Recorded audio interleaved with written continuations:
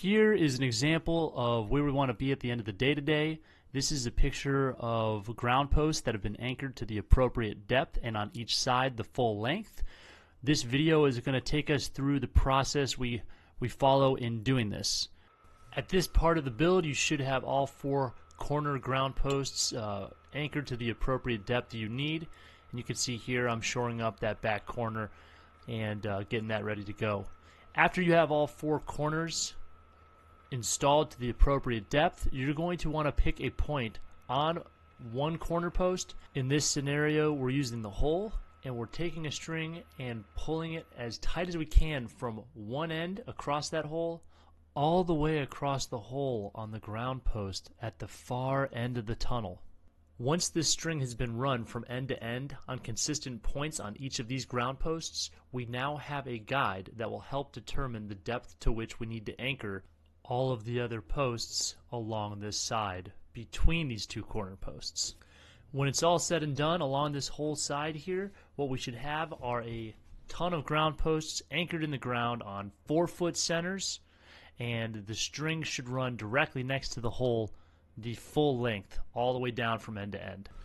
Now that your string has been pulled tightly, as tight as you can possibly pull it, you're going to take a long tape measure and run it the full length of the tunnel from the center of one ground post on the front all the way down to the far end. And you're going to make a mark with Sharpie marker every 4 feet.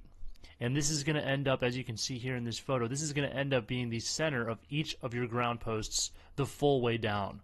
Depending on how you're pounding your posts in, you may want to just get them all started to a point as shown here, or you might want to go one at a time.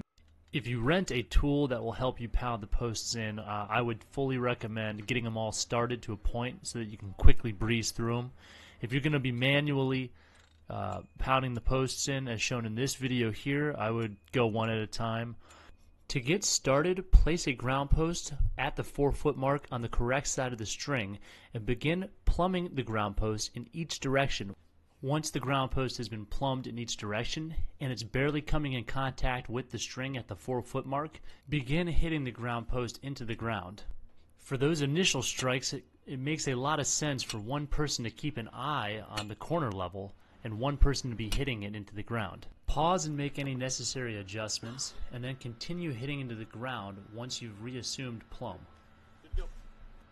Continue this process of one person holding it in place and checking for plumb while the other person pounds the ground post into the ground until you reach a point where you know the ground post isn't going to move. Typically, I would recommend that you continue to check plumb even after the ground post feels firm in the ground. But you can see here I felt confident that the ground post was firm, and I decided to get on top of the stepladder and help drive this post into the ground. As we get closer and closer to where we need to stop hitting that ground post into the ground, we'll slow up the number of times we're hitting it and check periodically where it crosses the string. We don't want to go too far into the ground. We can always give it a half hit. You can see we're checking there, or a quarter of a hit, and make sure that we're having it meet right at the string there. You'll give it another check, hit it again if you need to, but this one looks good, and now you're ready to move on to your next one.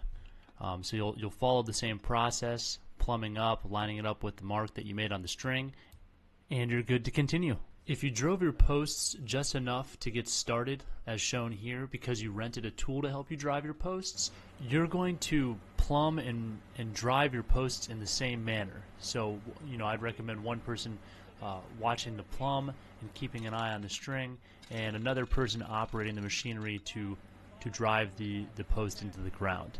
Just be careful, follow safety precautions, and here in this clip you can see the benefits of a tool like this as far as the efficiencies for driving the tube into the ground, and also for saving your back muscle.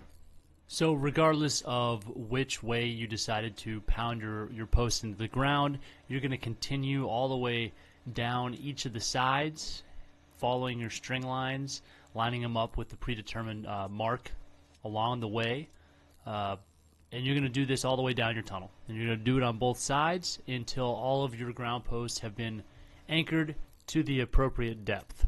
When all of your ground posts have been anchored and driven to the appropriate depth, it should look a little something like this picture.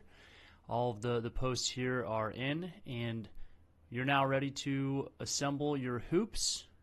If you're interested in watching a video on hoop assembly and hoop mounting, click on the icon playing now. If you're interested in seeing more videos on greenhouse assembly and greenhouses in general, please subscribe to our channel.